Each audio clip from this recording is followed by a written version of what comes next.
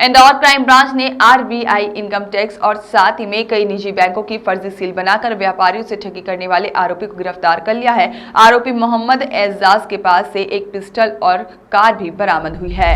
Indore crime branch ने करोड़ों की ठगी करने वाले शातिर ठग को गिरफ्तार किया है। आरोपी के कब्जे से एक पिस्टल और एक कार और साथ ही में आरबीआई इनकम टैक्स और कई निजी बैंकों की सील बरामद की है। दरअसल क्राइम ब्रांच ने इंदौर के कारोबारी ललित वर्मा की शिकायत पर मोहम्मद एजाज को गिरफ्तार किया है, जो कि कारोबारी वर्मा ने बताया है कि आरोपी ने पहले उससे दोस्ती की, उसके बाद आरबीआई के फर्जी पत्र दिखाकर कहा कि मेरे 151 करोड़ रुपए कई बैंकों में फंसे हुए हैं, पैसे निकालने में थोड़ा वक्त लग सकता है, इसलिए मुझे कुछ रुपए चाहिए, मैं ब्याज के साथ रुपए लौटा दूंगा। इसके बाद आरोपी ने व्यापारी ललित वर्मा से 27 लाख रुपए ले लिए। उसी समय आरोपी ने दूसरा अनाज व्यापारी राम स्वरूप से भी करीब 1 करोड़ रुपए ले लिए थे और फरार हो गया था।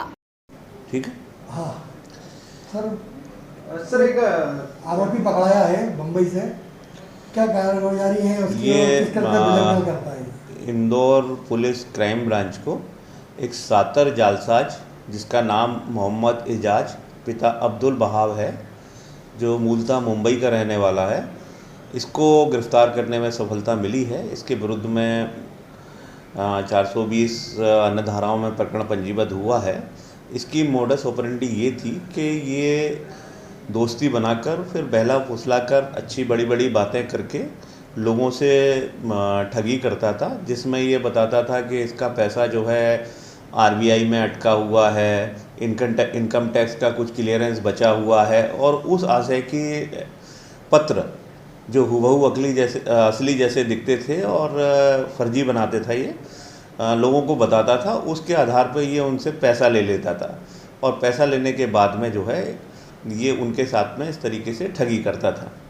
इसके पास से इस तरीके की कई फर्जी बैंकों की और ये संस्थाओं की सीलें मिली हैं। एक कार इसके पास से रिकवर हुई है और एक वेपन इसके पास से रिकवर हुआ है। सर इसमें इंदौर में किन व्यापारियों को अभी तक जो जानकारी आई है उसमें सियागंज के व्यापारी हैं, राम प्रसाद हैं, ललित वर्मा हैं, इस तरीके के अन्य हैं, और भी इसमें अभी पूछताछ और जांच जारी है। सर पैसा के लिए कितने लोगों को लालच देता था, कितने रुपए को?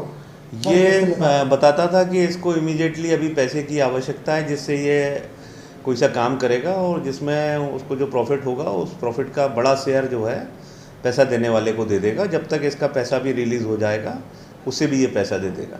तो पब्लिक जो है लालच में अगर ठगाती है? जी बिल्कुल सही है। सर अभी तक कितने लोगों पर को ठग चुका है? अभी तक 3-4 कंप्लेनेंट आए हैं पुलिस के पास में, और भी इसमें अभी जांच जारी है। ये करीब 1 करोड़ों में होगी। सर शहर के बाहर भी या कुछ बड़े? हाँ मिल सकते हैं, इस संबंध में अभी विवेचना जारी है। सर कुछ अलग स्ट्रेटजी थी इसकी कुछ बनाने की, इस तरह की कुछ लालच देने? हाँ बिल्कुल ठीक कहा आपने। जैसे ये इस तरीके से फर्जी जो लेटर हैं जो हुबहू असली दिखते हैं उनको बता के, जिस पे कि जो है जनता आसानी से विश्वास कर सके, और साथ में ये बोलचाल वगैरह में बड़ा शातिर है, वो सब अपनी बातों में फंसा के इस तरीके से उनसे जो है ठगी करता था। सर कहाँ से गिरफ्तार किया है इसको? इंदौर से गिरफ्तार किया। पुलिस पूछताछ में आरोपी एजाज ने बताया है कि वह आरबीआई और इनकम टैक्स का पत्र खुद तैयार करता है और मोहर बनाने का काम देवेंद्र मालू करता है, जहां पर आरोपी ने अब तक कई निजी बैंकों की फर्जी सील बनाई थी और क्राइम ब्रांच ने छापेमार कार्रवाई कर सभी सील बरामद कर ली है। साथ ही में आरोपी एजाज की कार से एक पिस्टल भी बरामद हुई है, जिसके बारे में भी पूछताछ जारी है। वॉइस ऑफ राइट्स के लिए इंदौर से तबरेज खान की रिपोर्ट।